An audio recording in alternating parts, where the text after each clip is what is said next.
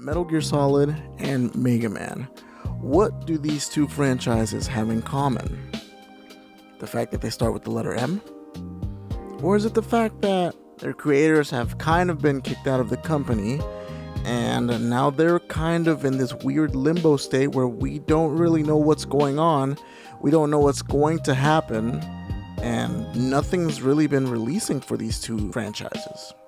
Let's talk about it. What is up, you guys? Welcome to The Collective. My name is Furman, and in this video we are obviously talking about two of my most favorite franchises in the world, Mega Man and Metal Gear Solid. But before we get into that, don't forget to like this video, share this video, and subscribe to my channel for more awesome content just like this.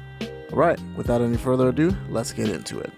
When it comes to gaming, variety is like probably one of the best words that you can use. And these two games are absolutely different from themselves. They are not alike at all, but they are two games that for some reason, they both had kind of the same treatment. It was just a little bit different. We obviously know that Hideo Kojima was basically kicked out of Konami because they're huge jerks, and now because of that, he has been able to form his own company, which now he is making his own games the way that he wants to make them. And that is the same thing with Keiji Inafune, the creator of Mega Man. Same exact situation, except I guess not as aggressive and as bully-like. He ended up leaving the company and he went on to make his own company. He's making video games, and yeah, Mighty number 8 or Mighty number 9 was kind of a little bit of a dud, if we're being honest. But I think he's doing all right. He's on to better things, right? But now that these two giants in the gaming industries have left their respective company, they've kind of left the IP in limbo. We don't really know what's going on when it comes to Metal Gear Solid. We don't really know what's going on when it comes to Mega Man. And I will say that Mega Man is a little bit more complete when it comes to the games and stuff like that. I know Mega Man isn't over, but we've been able to see conclusions, I guess you could say, to Mega Man X, Mega Man Zero, Mega Man ZX, Mega Man Battle Network, and even Mega Man Star Force 2. But technically all of these games could still be continued. They're still excellent games, and in their respective genres, they are absolutely amazing. They are top tier when it comes to these games. And that's the same thing when it comes to Metal Gear Solid. That one didn't exactly get completed because Mega Man Metal Gear Solid 5 was kind of a little bit of a rush job. It just kind of had to be pushed through, and Mr. Kojima didn't exactly get a chance to fully finish the game. But each one of these games are absolutely amazing and worthy of Game of the Year, if you ask me. Each and every single one of them.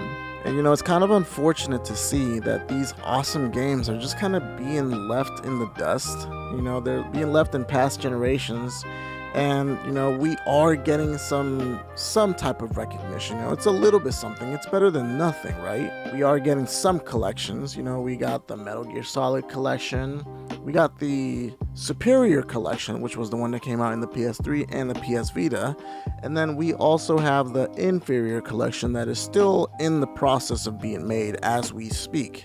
We were able to get Volume 1, which had Metal Gear Solid 1, 2, 3, and we're just kind of waiting for the Volume 2, which is probably gonna have 4 and 5, and hopefully we have some of the PSP games and stuff like that, because those weren't even in the Volume 1 collection. I don't really know why, but they just weren't included. And that is the same thing when it comes to Mega Man. We have been getting some extremely good collections. We obviously got the Mega Man Anniversary Collection. We got the Mega Man X Collection. We got the Mega Man Zero Collection. And then we got the Mega Man Battle Network Collection, which I'm not gonna lie, I was shocked that we even got that. That was absolutely amazing, and I still play that to this day. And now that we're talking about collections, hey, there's some Mega Man games on the DS. They're called Star Force. Yeah, if you could just release those like whenever you want, please and thank you. this brings up the big issue when it comes to these franchises. While I do love getting collections, I do love being able to rebuy these games and play them on modern consoles, not just so that I could buy them for myself, but so that the next generation can have access to this, affordable access, without having to go the illegal route, I guess. But for the next generation to be able to play these games fair and square the way they were meant to be played with online multiplayer, Battle Network is an excellent game to play versus, and it's just awesome to see these games come back into the limelight. I absolutely love it, and I am 100% for it. But what's next? What's next? What's coming next after this? The only new game that we've gotten when it comes to these franchises after the creator has left the company has been Mega Man 11, and some people like that game. I, for one, think it's absolutely awful. I just don't like how it plays. I don't like how Mega Man runs in it. Sure, it's not an NES game and it doesn't have that cool 8-bit run, but it just feels really janky. It feels extremely unpolished, and it reminds me of the turds that are 7 and 8, Mega Man X 7 and 8. But yeah, that game just wasn't very good. It just wasn't very good, and I'd be willing to say it was okay, just so that I don't make people angry. But it wasn't anything crazy. It was just kind of okay. 10 and 11 were way better, way better. And when it comes to Metal Gear Solid, the only thing that's gotten has been Metal Gear Survive, and then that Pachinko Metal Gear game. Do you even really count those as games? Yeah, I did kind of buy Metal Gear Survive, but that's because it was $5 and I didn't play it. It's awful.